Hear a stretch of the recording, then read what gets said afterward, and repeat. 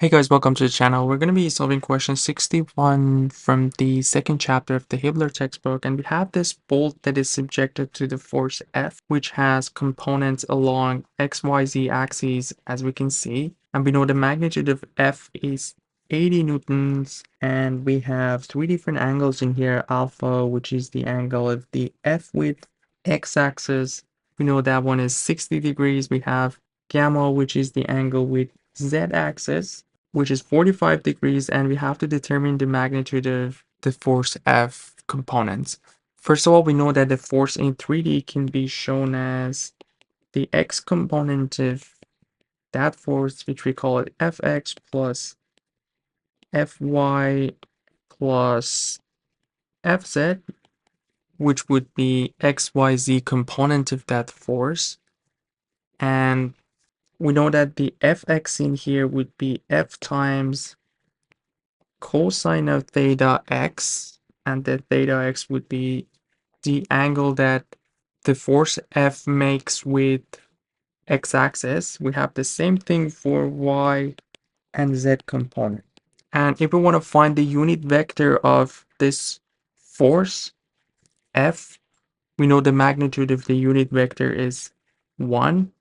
And basically unit vector is the force in a vector form divided by its magnitude, which we can show it either like this, or we can put it in this form as an absolute value in the denominator. Both work. And we know the magnitude of the unit vector, which we show it with n or lambda, is 1. And we also know if we want to find the magnitude of force F, we basically have the square root of each of these, fx squared plus fy squared plus fz squared. We have the same thing in 2D, we only don't have the z component or fz, but the rest is the same. So here we have the same thing for the n, and if we divide each side of this equation by f, we basically have is equal to fx over fi plus fy over y over fj plus fz over fk.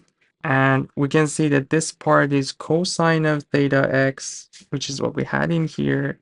We just have to divide f on each side of this equation. We have the same thing in here, cosine of theta y, and here we have cosine of theta z. And if we want to find the magnitude of this, we basically have, we know this is the unit vector. The magnitude is 1. So we basically have the square root of cosine squared of theta x plus cosine squared of theta y plus cosine squared of theta z.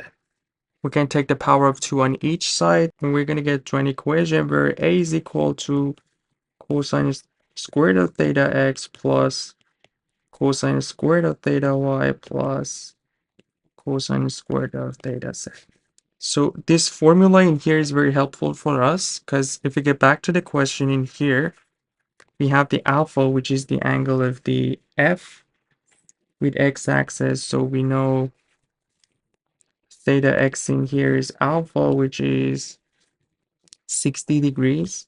Theta y in here would be what we have as beta, which we don't know. We have to figure this one out. And theta z in here is what we have for gamma. And if we get back to the question, we know gamma is 45 degrees. So using the formula that we just discussed, we should be able to find the theta y or beta pretty easy. So basically cosine squared of theta y would be 1 minus cosine squared of theta x minus cosine squared of theta z, or cosine of theta y, or beta is equal to square root of, we're going to take the square root on each side, 1 minus cosine squared of 60 degrees minus cosine squared of 45 degrees.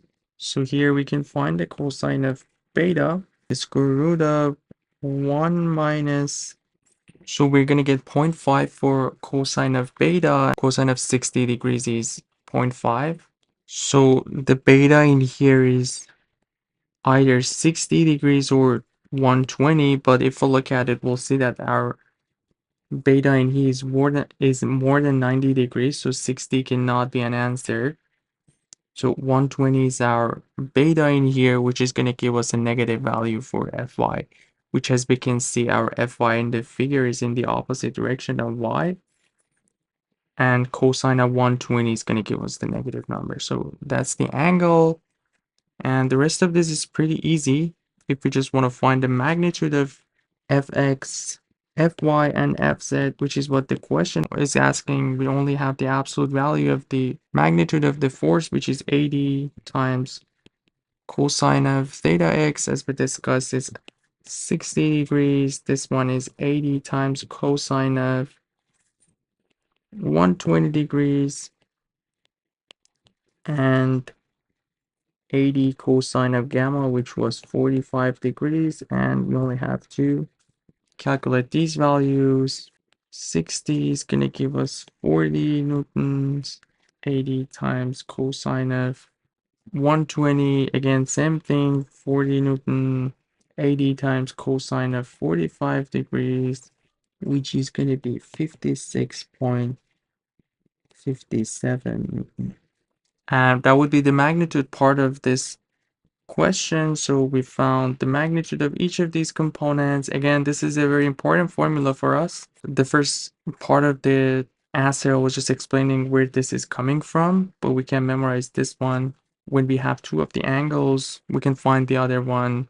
And keep in mind that the angle is with the positive side of each of these axes. So that's why for beta we go for 120 as opposed to 60. So yeah, I hope everything was clear. Let me know if you guys have any questions. We are covering 3 different textbooks in this channel. Let me know if you have any specific problem that you want me to cover it in the next videos. And you guys take care. I'll see you in the next one.